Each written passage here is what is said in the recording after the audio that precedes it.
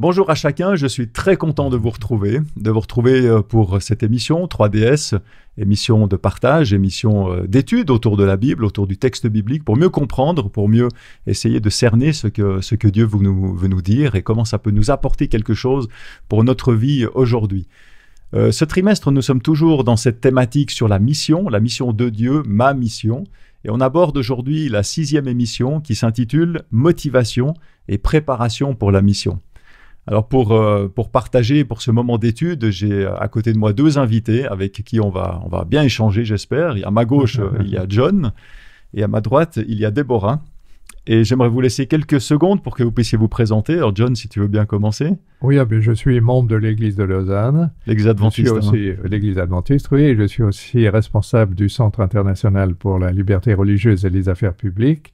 Et puis pendant plus de 20 ans, j'ai été en charge des affaires publiques pour l'Église mondiale adventiste. Voilà, merci. Je crois qu'il y en a beaucoup de nos auditeurs et de ceux qui nous suivent qui te connaissent déjà passablement. Mais merci pour ces quelques mots d'introduction. Et Déborah, à ton tour? Eh bien, moi, je suis membre de l'Église adventiste de Fribourg et puis je suis ancien d'église et à côté de ça, je travaille, mais plutôt dans le domaine social.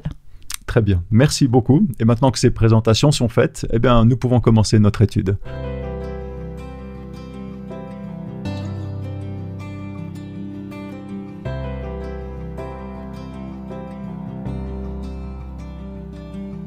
Voilà, alors j'aimerais d'abord vous poser une question. On parle cette semaine justement de motivation, de préparation, tout ça dans un contexte de mission. Et par rapport à cette motivation, à cette préparation, une première question que j'aimerais vous poser, c'est dans vos expériences personnelles, par rapport à au succès peut-être que vous avez eu. Est-ce que vous pouvez nous raconter un succès que vous avez eu, quelque chose que vous avez entrepris avec succès, et quel a été le rôle justement de cette motivation et de votre préparation dans ce succès? Quel a été l'impact, je dirais, pour le résultat, pour arriver à votre résultat escompté? Il y a quelques années, j'avais un projet qui me tenait à cœur, qui a mis du temps en fait pour aboutir quand même.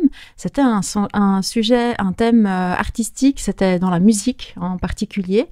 Et je joue du piano, j'ai du plaisir à jouer, à composer. Et quelqu'un une fois m'a dit « Ah, mais pourquoi est-ce que tu n'enregistres pas ces morceaux pour en faire quelque chose ?» Alors, le temps que ça mûrisse et autres, c'est vrai que ça a pris un certain temps. Mais ça aboutit. Et il y a eu donc un enregistrement, il y a eu des concerts, il y a aussi eu un concert à l'étranger où j'étais invitée chez un ambassadeur pour un concert privé où il avait invité les personnes pour ce concert-là. Et la motivation est importante. C'est ce qui a permis d'aller au-delà des craintes, au-delà des « Ah, est-ce que vraiment je vais y arriver? Est-ce que, est-ce qu'on est compétent? Est-ce que ça va être apprécié? Oui, non ?» Et c'est cette motivation, en fait, on se dit « Ok, non, mais je le fais et on verra pour la suite, on verra ce que ça donne. » Donc ça dépasse un peu la motivation, ça t'a permis de dépasser ces barrières et ces obstacles qui pouvaient se dresser devant toi. Oui. Très bien, merci. Et John, de ton côté? Oui, alors je pense à plusieurs, mais je vais essayer d'en prendre un. C'était vraiment quelque chose de quasiment inespéré. Après 10 années de ministère au niveau mondial, donc j'organisais pas mal d'événements. Mais là, j'ai eu l'idée d'avoir un événement qui dépasse un peu tout, c'est-à-dire organiser des festivals de la liberté religieuse dans des stades. Alors, c'est toute une histoire, c'est une aventure extraordinaire. Et finalement, ça a eu lieu. On en a fait, en 10 ans, on en a fait une quarantaine. On a rassemblé pratiquement 300 000 et on a rempli plusieurs stades. Alors ça, c'était vraiment quelque chose c'était une expérience qui a compté dans mon ministère. Et puis la motivation, évidemment, il fallait trouver la motivation non seulement pour soi, mais pour ceux qui sont autour, parce que remplir un stade de 45 000 places, ça demande énormément d'organisation, etc. Donc il faut que les gens soient motivés, beaucoup de gens motivés. Oui. Et bien la motivation, c'était simplement... On est content d'avoir la liberté religieuse, mais finalement, on n'a pas fait grand-chose. Nous, on n'a pas fait grand-chose. Mais c'est un cadeau qu'on a reçu. Et quand on reçoit un cadeau, qu'est-ce que l'on dit? Alors tout le monde était étonné. Je dis, on dit merci. Est-ce qu'on a dit merci? Merci à Dieu d'abord, et un grand merci public, et merci aux autorités, c'est-à-dire merci au pays qui nous donne la liberté. Et ça a été la motivation qui a permis justement de réaliser, de former des équipes et de réaliser. C'est un exploit parce qu'il n'y a jamais eu dans toute l'histoire au niveau de la liberté religieuse, on n'a jamais eu des stades pleins et des programmes comme ça. Ouais, et j'imagine que l'organisation devait être quelque chose heureusement, d'assez... c'est pas moi qui ai été chargé de l'organisation. Moi, j'ai été vraiment celui qui a partagé l'idée, qui a montré, etc. Mais l'organisation, elle s'est faite sur place. Par exemple, en Angola, plus de 40 000, au Pérou, des équipes extraordinaires. Je veux dire, une organisation extraordinaire. Magnifique. Merci pour ce témoignage, pour cette expérience. On va rentrer maintenant dans notre étude, dans le texte biblique un peu plus, et j'aimerais vous inviter à prier avec moi. Seigneur notre Dieu, nous voulons te remercier parce que tu nous donnes ta parole, tu nous donnes cette richesse, tu te dévoiles au travers de cette parole et tu nous permets de l'étudier. J'aimerais te demander ton esprit, Seigneur, que ton esprit soit sur nous et sur aussi toutes les personnes qui nous écoutent pour que nous puissions comprendre ce que tu veux nous transmettre, nous faire comprendre. Aide-nous à mieux te connaître, à mieux t'apprécier, à être plus proche de toi jour après jour, Seigneur. Maintenant, sois avec nous pendant ce moment d'étude, nous te prions, au nom de Jésus. Amen. Amen. Alors, le texte central cette semaine, le texte central de notre étude, qui va guider un peu notre réflexion, se trouve dans Luc 24, au verset 44, où Jésus y dit « Quand j'étais encore avec vous, voici ce que je vous ai déclaré. Ce qui est écrit à mon sujet dans la loi de Moïse, dans les livres des prophètes et dans les psaumes, tout cela devait s'accomplir. » Alors, ce texte qui se trouve, comme je l'ai dit dans Luc, il parle d'accomplissement des prophéties. Quel lien, à votre avis, c'est ma deuxième question, on va dire, quel lien peut-il y avoir entre l'accomplissement des prophéties, puisque Jésus il dit tout cela devait s'accomplir, et la motivation et la préparation? Est-ce que finalement l'accomplissement nécessaire des prophéties favorise notre motivation, sachant qu'il y a quelque chose qui est annoncé, donc on sera plus motivé et on va mieux se préparer, ou au contraire, est-ce que ça va plutôt favoriser une attitude « de toute façon, ça va s'accomplir, alors finalement, pas besoin d'être très motivé, de beaucoup se préparer, de toute façon, ça va s'accomplir ». Qu'est-ce que vous en pensez? Oui, moi je pense que c'est une excellente question, parce que évidemment, moi je verrais les deux. Je pense que on est motivé, mais aussi on est un peu fataliste aussi, parce qu'on se dit finalement... Quel est mon rôle dans toute cette histoire? Souvent, c'est des choses qui nous dépassent. Regardons, observons, tenons-nous du bon côté, et puis on verra bien. Et je pense que la prophétie, c'est ça un peu. La possibilité donc de dire, de toute façon, ça va s'accomplir, restons tranquilles et observons. Soyons du bon côté, mais prenons pas trop de risques.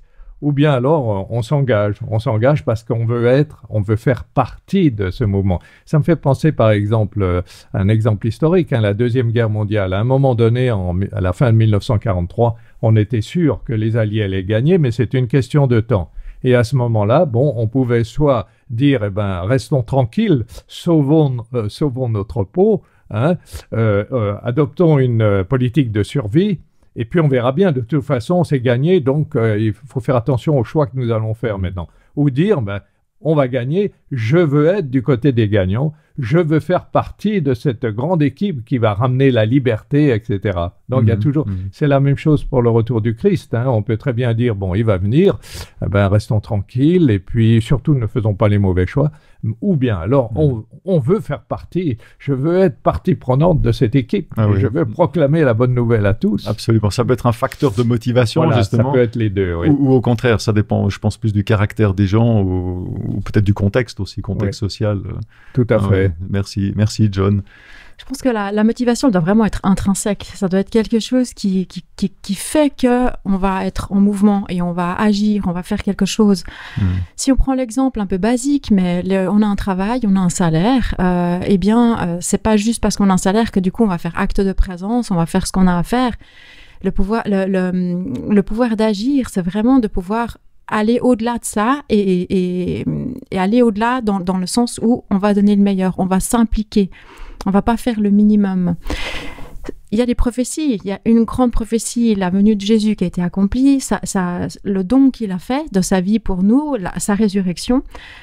Et ça, c'est quelque chose qu'on sait. On sait que c'est arrivé. Jésus annonce son prochain retour. Est-ce qu'on a envie, est-ce qu'on a cette motivation de faire partie de cette aventure et de pouvoir partager et proclamer, ou est-ce qu'effectivement, on va se dire, de toute façon, ça va se faire, mais là, si on fait rien, on a le risque que ça se passe, mais sans nous. Et ce serait dommage. Oui, mais oui, c'est tout à fait d'accord avec toi. Mais comme tu l'as signalé, tu vois, c'est vrai, il y a les questions de contexte, hein. Vous allez moi, donc je voyageais un peu partout dans le monde et j'ai vu les églises un peu partout dans le monde, comment elles réagissaient. Vous avez des églises, vous avez des endroits où vous êtes portés. Il n'y a pas de place pour rester tranquille, c'est-à-dire c'est la mobilisation générale. Et puis vous avez d'autres endroits où le contexte est différent, il ne s'agit pas de dire positif ou négatif, simplement des faits. On a tendance à dire, si déjà on survit, si on passe, c'est des moments difficiles, on va traverser un moment difficile, la stratégie qu'on doit suivre, c'est la stratégie de survie. Survivront, on verra après. C'est déjà pas mal. Vous voyez, ça dépend aussi. Bien sûr. Voilà, je crois que Dieu... Mais c'est vrai qu'il faut être motivé. C'est vrai que le meilleur, c'est d'être impliqué. Ça, c'est clair. Dieu, il nous propose un projet gagnant. Un projet qui arrivera à terme avec succès. Et en fait, je pense qu'il a envie de gens motivés. Mais si nous, on n'est pas motivés, ça se fera quand même, mais peut-être sans nous aussi. Voilà. Et je crois que c'est là où il y a quelque chose... À mon avis, ce qui est très intéressant par rapport à cette motivation et préparation, c'est qu'on sait que ça va se passer parce que c'est annoncé. Et finalement, je dirais que c'est quelque chose qui doit nous motiver et qui participe justement pour qu'on fasse partie de ça, pour qu'en fait on enlève cette partie de stress. On peut être motivé et on sait qu'il y aura des embûches, mais comme ça va de toute façon arriver à terme, on sait que les embûches seront levées, qu'on va les surmonter. On le sait à l'avance. Et ça devrait d'autant plus nous motiver. Tout à fait. Mais pour reprendre un peu l'image des disciples, hein, et même lorsqu'ils ont vu Jésus ressuscité, ils retournent à Jérusalem. Mais qu'est-ce qu'ils comprennent ils ont la motivation, mais la motivation, c'est d'être là à Jérusalem et puis de partager autour d'eux. Ils n'ont aucune idée de ce qui les attend. Il va falloir quelque chose, un événement, pour que se déclenche cette vision. Absolument. Donc, alors justement, la même chose pour nous aussi. Tu prends un exemple biblique qu'on va prendre dans la suite de notre étude, mais j'aimerais prendre un premier exemple biblique un petit peu différent qui se trouve dans Luc 24 au verset 1 à 12. C'est l'épisode juste après la mort du Christ, la crucifixion du Christ. C'est l'épisode où les femmes, nous dit le texte, les femmes vont au tombeau de Jésus le lendemain du sabbat qui a suivi la crucifixion. Et il y a 3 phases chronologiques avec 3 attitudes différentes. Premièrement, il y a les femmes qui vont raconter ce qu'elles ont vu. On voit ça au verset 9, donc Luc 24, verset 9. Il y a les autres, c'est-à-dire les autres disciples, qui ont entendu le récit des femmes, eux qui ne croient pas. On voit ça au verset 11. Et il y a Pierre, finalement, un disciple parmi ceux-là, qui lui va voir par lui-même, au verset 12. On voit qu'il se lève et il va voir par lui-même. Alors, ma question que j'aimerais vous poser maintenant, c'est qu'est-ce qui a motivé, premièrement, les femmes à raconter ce qu'elles ont vu ? Que dire, et la question suivante, que dire, premièrement, de l'attitude des disciples, et deuxièmement, de l'attitude de Pierre, qui se distingue des autres disciples ? Les jeunes femmes, en fait, les femmes, quand elles vont au tombeau, elles ont un moment de perplexité, de crainte. Et puis, elles voient 2 hommes resplendissants, elles ont une explication, elles comprennent. Et en fait, elles ont un moment de surprise, en fin de compte. Elles ont une surprise et elles ont une joie parce qu'elles ont compris quelque chose. Et dans cette joie, dans cette motivation, elles vont aller vers les disciples et elles vont leur transmettre les choses. En fait, ça déborde. Peut-être que ça déborde même peut-être trop pour que ce soit entendable, j'ai envie de dire, par les disciples qui sont dans un moment, eux, d'abattement, un abattement vraiment profond. Et les disciples, eux, avaient entendu ce que Jésus avait dit, mais sur le moment, ils ne le saisissent pas. Et effectivement, la différence qu'il y a entre les femmes, entre les disciples et entre Pierre en particulier, c'est que Pierre, il se pose une question et il va voir, il va rechercher, il a besoin d'avoir un bout de réponse. Il ne sait pas s'il va avoir cette réponse ou pas, parce qu'il va peut-être juste constater ce qu'ont dit les femmes, qu'il n'y a personne dans ce tombeau. Mais lui va aller plus loin dans cette démarche. En fait, cette question à la base que se posait, je pense qu'au début, les femmes, elles n'avaient pas compris non plus, mais ces 2 hommes resplendissants, comme tu dis, il leur explique en fait que tout cela était annoncé, que ça s'accomplissait. Et là, les yeux se sont éclairés. Et peut-être c'est ce qui a manqué aux disciples quand les femmes sont allées faire le relais de l'information et retransmettre ces informations, je pense. Oui, je pense que c'est tout à fait naturel. Imaginez que là, au milieu de notre discussion, on voit un ange qui arrive et qui nous parle. J'aime autant vous dire qu'on serait stupéfait, bouleversé, Mais si en plus ce qu'il dit correspond un peu à ce qui a été dit avant, eh bien, on a envie de le partager. Rien ne pourra nous empêcher de partager. Donc, il y a ce fait. Hein, ça ne repose pas sur des idées. Elles ne se sont pas dit, peut-être, elles n'ont pas vu que le tombeau vide. Vous voyez, si elles n'avaient vu que le tombeau vide, toutes les spéculations, elles n'auraient pas dit, il est ressuscité, ou elles n'auraient pas dit... Et il y a une intervention vraiment visible, une intervention visible de quelque chose d'extraordinaire des anges et qui ne peut pas vous laisser indifférent. Là, vous êtes obligé de réagir. Ce n'est pas une invention.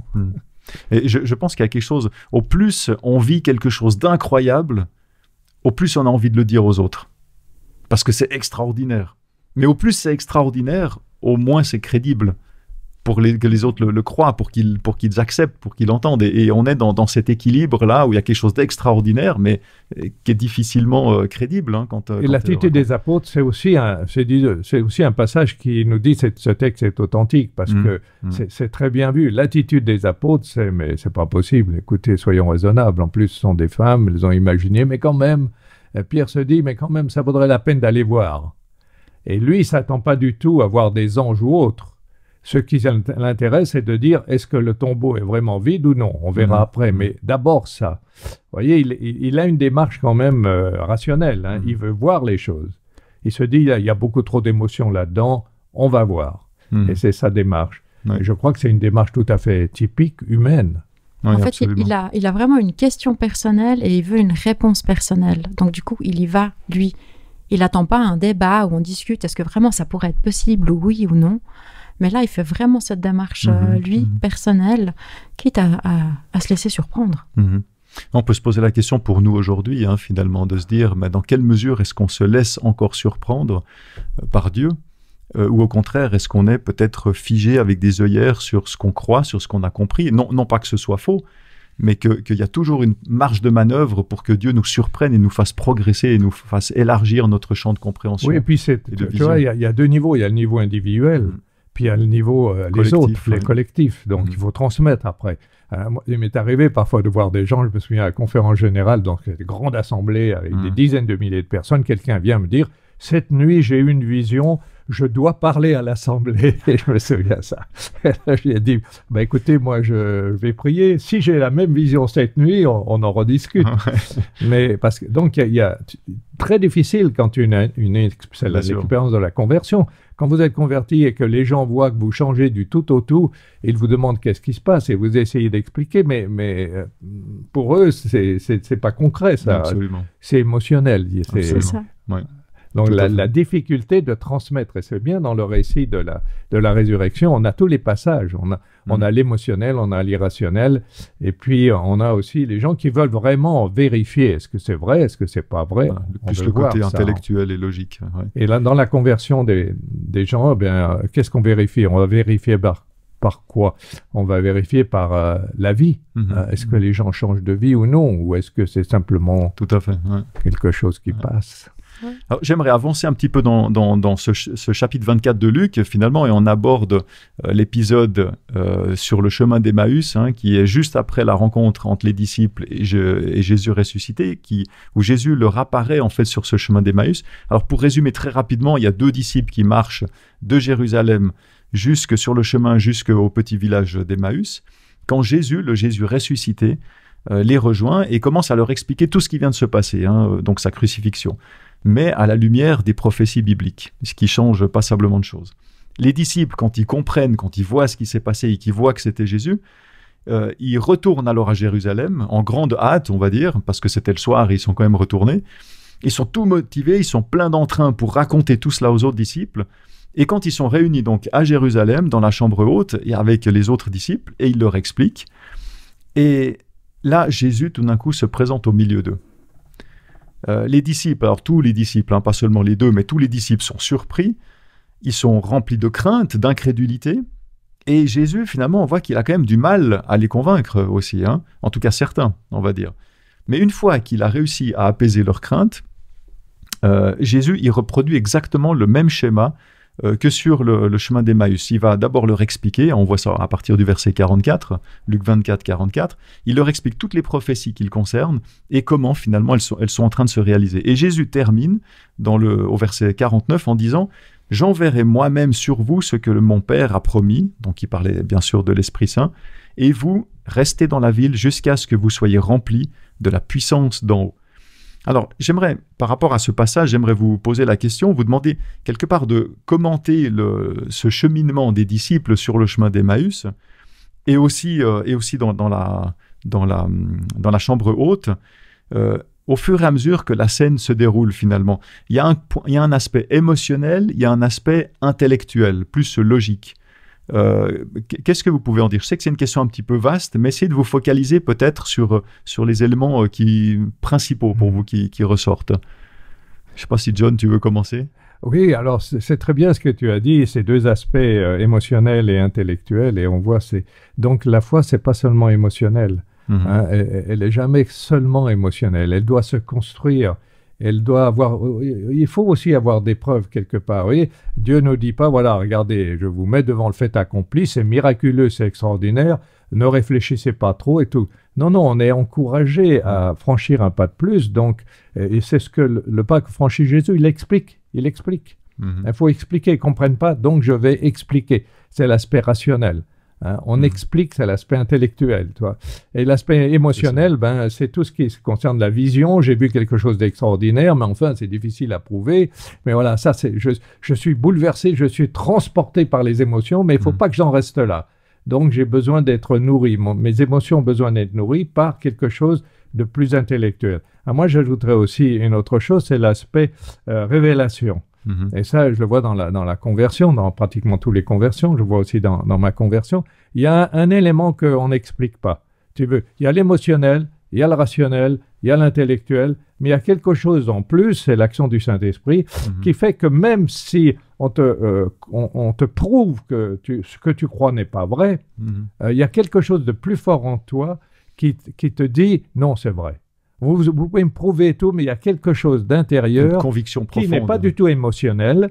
C'est une conviction profonde et je ne sais pas d'où elle vient puisque apparemment ceux qui ont des arguments semblent être plus forts que moi dans le domaine des arguments. Mais il y a quelque chose qui me pousse à dire non, ça j'y tiens, j'y crois. Et ça c'est l'aspect révélation, c'est l'influence du Saint-Esprit, l'action du Saint-Esprit. Puis après il y a le partage. Alors il faut partager tout ça.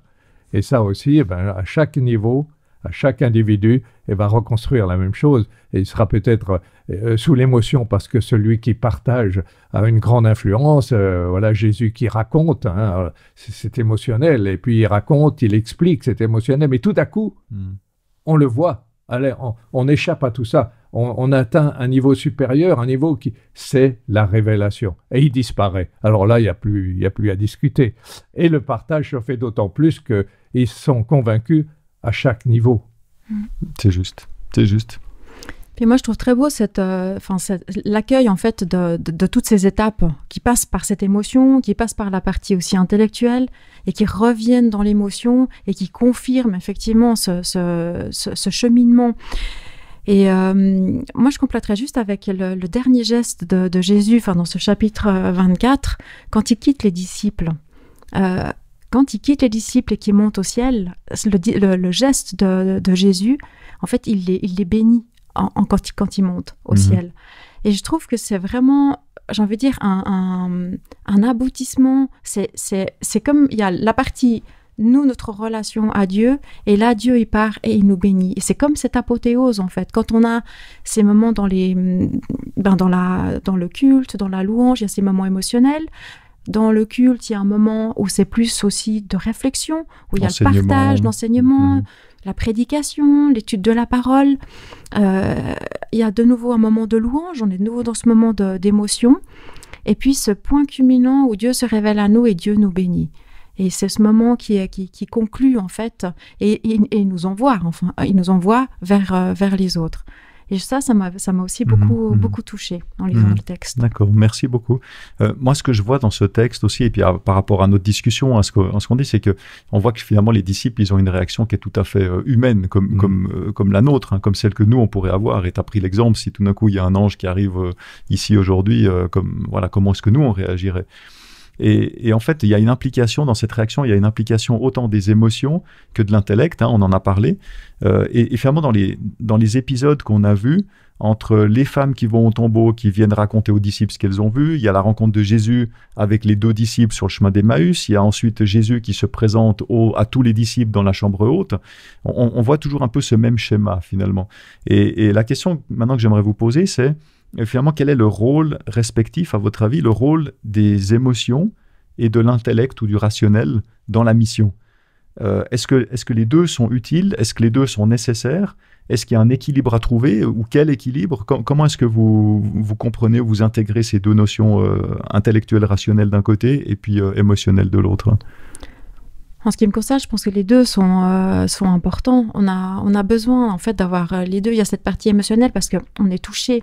Si on n'est pas touché vraiment au niveau du cœur, on n'aura pas grand-chose à partager. Mais si on n'est que touché, mais qu'il nous manque la partie de la connaissance, en fait, quand on est touché, on a envie d'aller plus loin. Jésus, il leur ouvre leur intelligence, il leur permet de comprendre.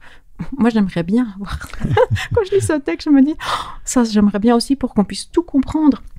Je suis persuadée qu'il y a des choses qu'on n'a pas comprises encore et voilà, je pense que ça nous aiderait. Et puis, de revenir à cette partie émotionnelle, de pouvoir partager. Si on n'a pas cette partie émotionnelle et qu'on n'a que cette partie intellectuelle, on va pas. Il faut cet équilibre pour pouvoir partager. Et dans nos églises, peut-être qu'on peut se poser la question, est-ce qu'on a cet équilibre?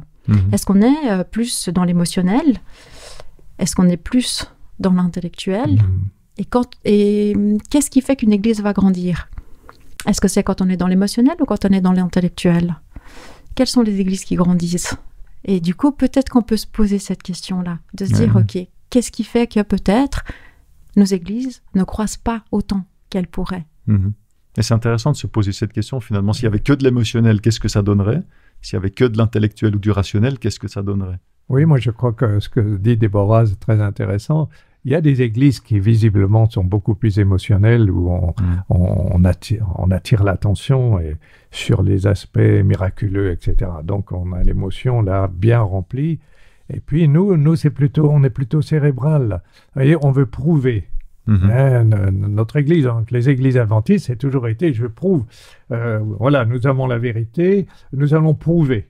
Alors on explique, 1, 2, 3, voilà comment il faut comprendre le texte. On passe d'un texte, et parfois, ça se fait parfois aux dépens de l'émotionnel, où il n'y a plus d'émotionnel, et ça devient un peu froid et sec. Donc il faut vraiment que les deux soient unis, et l'émotionnel, il vient de l'expérience avec Dieu quand même.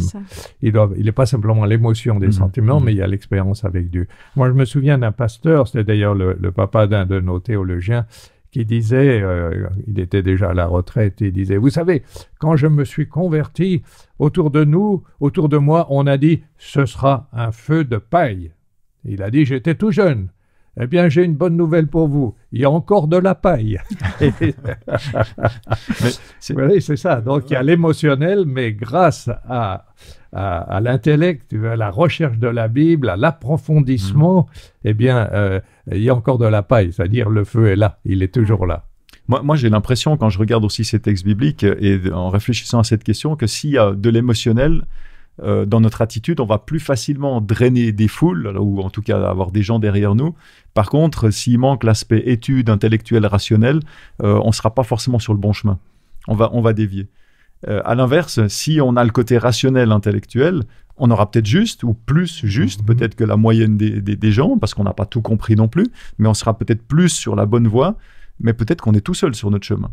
Et finalement, je crois qu'on voit bien dans ces passages qu'il y a les deux aspects. Il y a l'aspect émotionnel qui va donner la motivation et c'est marrant parce que cette émotion, elle se transmet.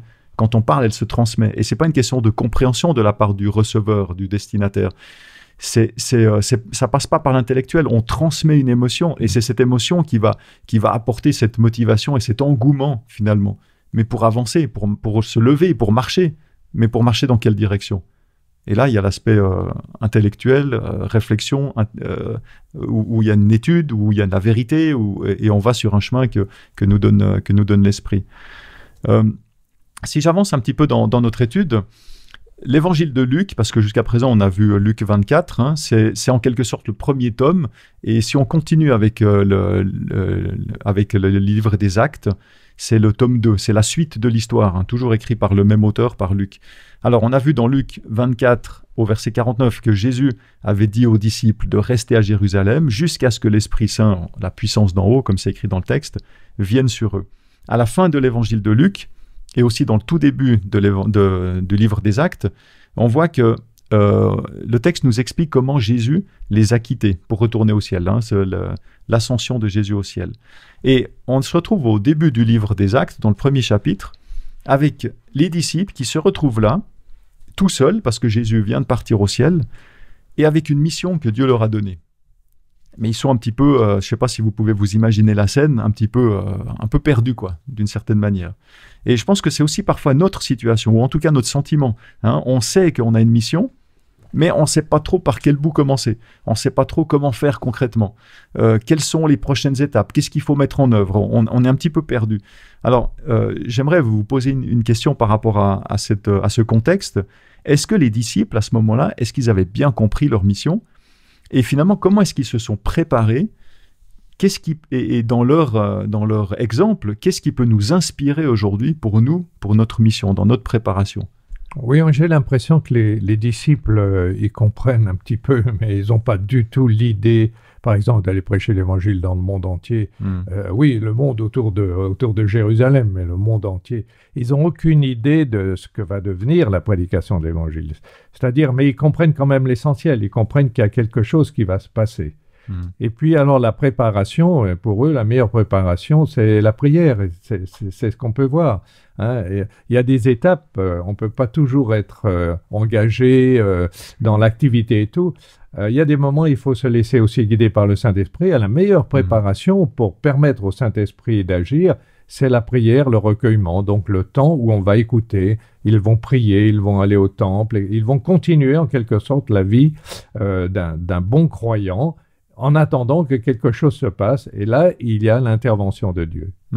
Donc c'est plus une attitude finalement où c'est nous, ou les disciples, mais nous aujourd'hui, qui nous mettons au service de Dieu et qui l'écoutons pour savoir où aller, plutôt que de prier pour que l'Esprit rejoigne nos projets et que ce soit lui qui intègre notre projet qu'on a envie de mener. Exactement, parce que bon, tout ça c'est bien, mais il peut y avoir aussi de l'activisme, c'est-à-dire on peut faire des choses par amour de faire des choses, par l'activité, et puis perdre peut-être le cœur, la véritable motivation, ce qui doit me pousser à l'activité. Donc il y a un temps, je crois, là les disciples, c'est très bien, et bon, maintenant, ils vont prier, ils vont se préparer sans avoir vraiment aucune idée de ce qui va se passer par après. Parce que si on leur avait demandé à ce moment-là, qu'est-ce qui se passera dans 10 ans pour vous, peut-être qu'ils auraient dit, il y a l'église de Jérusalem, et puis tout autour de Jérusalem, on va faire peut-être 3 ou 4 églises, on verra bien. Mais ils n'avaient aucune idée que l'évangile se répandrait dans tout l'Empire romain. Absolument, oui. Mais je compléterai en disant aussi qu'en relevant le fait que les disciples, en fin de compte, n'avaient pas vraiment compris toute la mission. L'étendue, en tout cas. L'étendue de la mission. L'enjeu. Jésus était avec eux, il les enseigne, avant de monter, il leur a expliqué tellement de choses, puis il leur dit, mais est-ce que c'est en ce temps-là que tu vas établir ton royaume? Donc en fait, ils n'avaient pas saisi vraiment ce qu'il en était. Et ce qui est rassurant, c'est de se dire que même s'ils n'avaient pas saisi, Dieu les a utilisés. Et c'est la même chose avec nous. Est-ce qu'on doit attendre d'avoir compris à 100% ce que Dieu attend de nous pour pouvoir agir, pour pouvoir faire quelque chose, que ce soit au niveau personnel, dans notre vie, avec les gens autour de nous, au niveau de l'Église aussi. En fait, ils sont partis hyper motivés et ils avaient l'impression en fait qu'ils allaient faire un 100 mètres. C'était un marathon. Oui, on est encore là-dedans maintenant. Ils vont au temple, c'est-à-dire ils continuent, ils veulent être de bons croyants. Mais ils n'ont pas l'idée qu'il va falloir aller plus loin, il va falloir aller en dehors de Jérusalem. Et je pense que, vous voyez, comme on est, nous, assez intéressés aux chiffres et qu'on voit, par exemple, que l'Église progresse, et que dans certains pays, elle progresse de manière exponentielle, dans d'autres pays, elle a plutôt tendance à faire du surplace, on pourrait commencer à se dire, mais voilà, c'est souvent là, est-ce qu'on fait assez? Bon, c'est une bonne question, est-ce qu'on fait assez?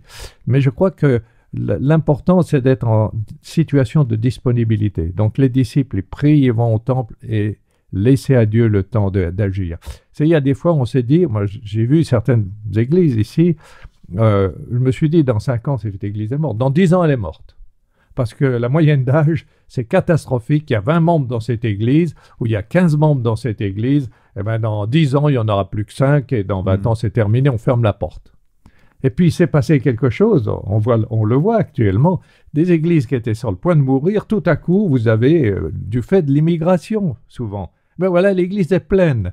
Je me souviens d'avoir visité une église, j'avais le souvenir d'une petite église où elle survivait pendant des années, et tout à coup elle était pleine, archi pleine, ils n'arrivent plus à mettre tous ceux qui viennent à l'église, il y a des enfants et tout. Absolument. Oui. Et ça, heureusement qu'ils n'ont pas fermé l'église, heureusement qu'ils ont continué, et puis je veux dire, l'étincelle était toujours là, la flamme était toujours là, et à un moment donné, il y a le combustible. Alors je crois qu'il ne faut pas trop non plus imaginer que d'après les statistiques, mais il y a la main de Dieu qui peut intervenir. Moi j'aime bien cette idée aussi que tu as relevée, notamment en disant, mais il n'y a pas besoin de tout connaître. Les disciples, ils n'avaient pas compris la portée finalement de cette mission, mais ils étaient motivés. Ouais.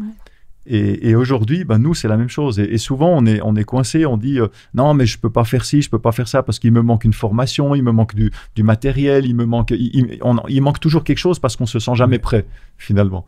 Et Dieu, il nous dit, on le voit dans cet exemple, il nous dit, mais faites simplement ce que je vous dis. Et il n'y a pas besoin d'attendre, d'être prêt, on ne sera jamais prêt. Vous savez, même dans notre histoire, dans l'histoire de l'Église adventiste, au début, ils pensaient qu'il ne fallait pas envoyer de missionnaires. Ça n'avait pas de sens, c'était fini. L'époque des missionnaires, c'était 19e siècle. Donc là, les missions protestantes avaient couvert le monde. Et ils disaient, de toute façon, les gens viennent en Amérique. Donc c'est là qu'il faut évangéliser. Oui. Le monde vient en Amérique, évangéliser le monde, c'est évangéliser ceux qui sont en Amérique. Il y a des Allemands, il y a des Français, il y a toutes sortes.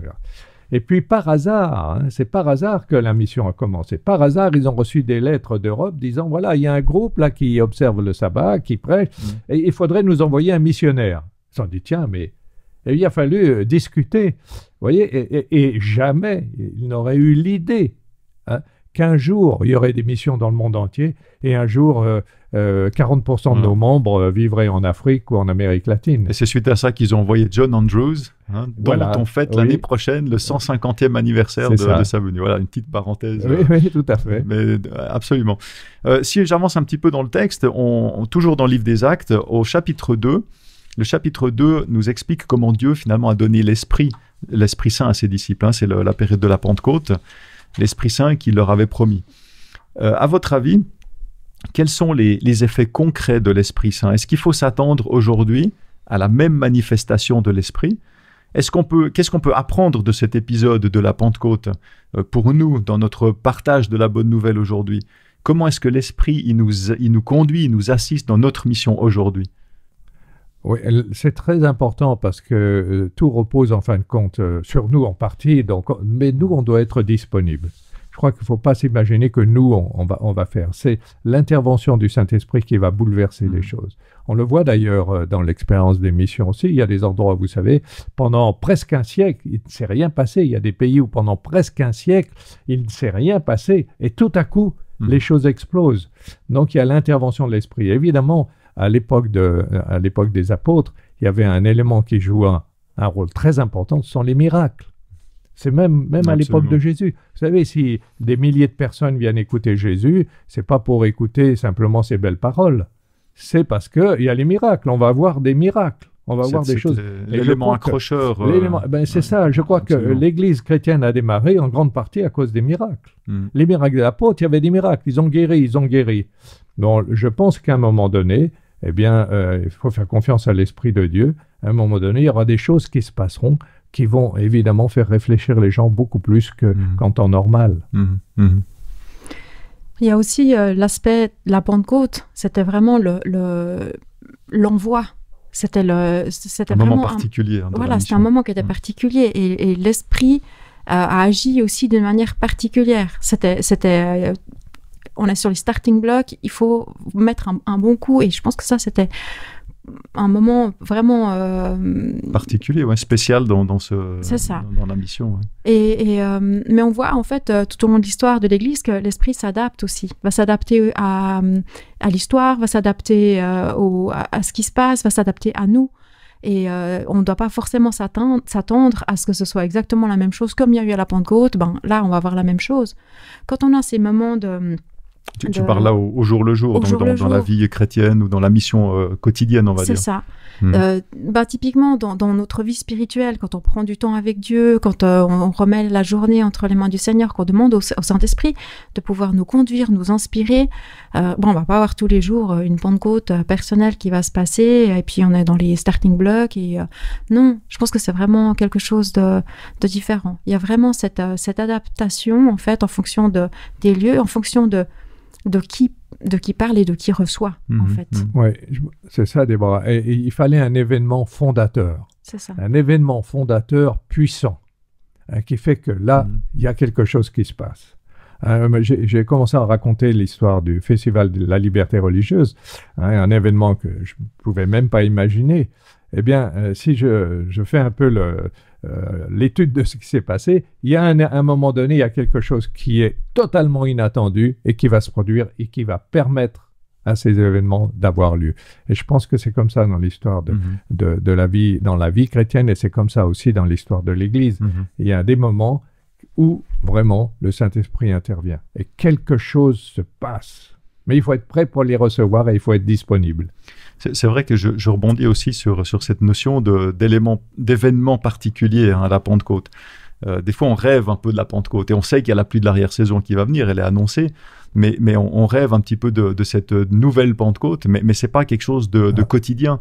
Et je crois que même après cet événement particulier, dans tout le reste des récits bibliques, jusqu'à la fin du 1er siècle, où on a encore des textes qui datent, tout le livre des Actes des Apôtres, finalement, on pourrait dire c'est le livre des Actes du Saint-Esprit plutôt. Oui, mais en fait, ne serait-ce que les voyages missionnaires de Paul, il n'y a pas eu tous les jours des petites Pentecôtes. Il a accompagné différemment l'Esprit Saint. Moi, je retiens aussi dans ce que tu dis sur l'aspect de l'adaptabilité. Le Saint-Esprit s'adapte à nous, à chaque situation, et ça me fait juste réfléchir un pas plus loin en disant, mais nous aussi, on doit, de manière personnelle, on doit s'adapter. Et on doit aussi être en relation avec l'Esprit pour qu'on puisse s'adapter à ce que l'Esprit veut nous faire faire, veut nous faire dire. Donc en même temps, on a l'Esprit qui s'adapte à nous, et en même temps, nous, on doit être suffisamment ouverts et en relation avec Dieu, avec cet Esprit, pour qu'on puisse s'adapter à ce que lui veut nous faire faire. Et j'aime bien cette notion de surprise. Dieu, il nous surprend, et je crois qu'on progresse avec les surprises que Dieu peut nous faire, ou des choses qu'on ne s'attend pas. Et je pense que c'est un élément qui est très, très important. Toujours dans le livre des Actes, au chapitre 2, on voit que les versets 41 à 47, ils nous expliquent comment vivait la première communauté, où ils partageaient tout. Et j'ai déjà entendu plusieurs fois des personnes dire qu'on doit prendre ce chapitre 2 comme un exemple. Alors, un exemple à suivre, non pas comme un principe général, mais vraiment comme une sorte de mode d'emploi concret, précis, sur la façon, c'est quelque chose qu'on doit répliquer tel quel, et que c'est quelque chose vers lequel on doit tendre. Et finalement, c'est presque une condition, parce que c'est ce qu'on voit dans le chapitre 2, c'est une condition pour que l'Esprit puisse de nouveau agir. Alors, si on veut, j'ai parlé de la pluie de l'arrière-saison, si on veut la pluie de l'arrière-saison, il faut qu'on revienne à cette église primitive où on partage tout, où on est en communauté, où on est... voilà, vous voyez un petit peu ce que je veux dire. Qu'est-ce que vous pensez, de cette réflexion, de cette opinion? Est-ce que ce chapitre 2, finalement, il est utile pour savoir ce qui s'est passé au moment de la Pentecôte, pour s'en inspirer aujourd'hui dans ses principes, ou est-ce que ce chapitre 2, il est utile et il devrait être compris comme étant un mode d'emploi concret, précis, sur des choses à faire ou à ne pas faire, mais de manière très, très formelle, que c'est comme ça que ça marche et que c'est pas autrement que ça marche. Qu'est-ce que vous en pensez? J'aurais envie de faire un parallèle avec la vie de famille, avec les enfants. Typiquement, quand on a plusieurs enfants, c'est un cadeau merveilleux, mais c'est un cadeau, on n'a pas le mode d'emploi, on est d'accord. Et en fait, est-ce qu'on va faire la même chose avec chaque enfant? Est-ce que chaque enfant est similaire? Donc, ce qui a fonctionné avec un va fonctionner avec un autre. Les enfants, ils sont différents, les gens sont différents, on est tous différents, on a des besoins différents, et on va s'adapter en tant que parents vis-à-vis des enfants. par rapport à cette expérience qu'on a, on a des livres d'éducation qui nous expliquent comment faire, etc. Moi, j'ai envie de voir un peu cette expérience de la Pentecôte comme étant des lignes directrices, des principes en fait qui nous sont donnés, des suggestions aussi. C'est clair que la prière, c'est la base. La relation avec Dieu, la relation avec les autres, c'est quelque chose qui est vraiment hyper basique. Mais je me verrais difficilement prendre exactement ça et le transposer à notre époque actuelle et de faire exactement la même chose. Je pense que peut-être le Seigneur nous demande d'aller au-delà, peut-être certaines choses, peut-être dans certaines circonstances, oui, ce sera la même chose, pour certains points peut-être. Mais je pense que Dieu s'adapte à nous, nous on s'adapte aussi. Je pense que c'est plus une question de principes et d'exemples qui nous sont donnés. Il y a un contexte qui a changé, il faut s'inspirer de certains principes généraux.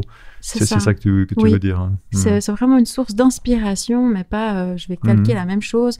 Tout comme mon premier enfant, c'était comme ça. Le deuxième enfant, je vais faire exactement la même chose. Les principes, oui. Avec les mêmes résultats. C'est ça. L'éducation va être la même, le caractère des enfants n'est pas le même, donc on ne va pas agir forcément de la même manière. Mais les principes restent les mêmes pour tous. Oui, je irais dans le sens de Déborah. Je pense que c'est une source d'inspiration, mais ce n'est pas une obligation. Par contre, c'est un message extraordinaire. Voilà ce qui se passe quand le Saint-Esprit prend en charge l'Église. Voilà les résultats. Alors, c'est quelque chose d'extraordinaire, oui. C'est déjà le ciel. C'est presque le ciel sur terre. Voilà ce qui se passera quand on sera au ciel. Le Saint-Esprit dirige, et quand le Saint-Esprit dirige, il n'y a plus de division, il n'y a plus de ségrégation, il n'y a plus d'injustice. On est tous, on forme un, on est déjà au ciel. Il faut dire aussi qu'elle était une source d'inspiration, cette première Église, tout au long de l'histoire. Les premiers monastères, c'était un peu ça. On devient pauvre parce que dans la pauvreté, on est tous égaux. Mais on voit bien que ça ne tient pas là longtemps. Ça ne tient pas longtemps. Très vite, on devient pauvre, mais le monastère devient très riche. Et alors, les inégalités se reforment. Donc, mais par contre, c'est une magnifique souffle, une magnifique inspiration. Voilà ce qui se passe lorsque le Saint-Esprit... Si vraiment le Saint-Esprit pouvait s'exprimer totalement dans nos communautés, eh bien voilà ce qui se passerait. Très bien. Je crois que ça va être gentiment le mot de la fin. C'était la dernière question que je voulais vous poser pour faire le tour un petit peu de cette question sur la préparation, sur la motivation dans la mission. Je vous remercie beaucoup pour vos interventions, pour vos réflexions, pour ce partage. Moi, ce que je retiens dans nos discussions ici, il y a différents éléments, mais je pense notamment à l'adaptabilité.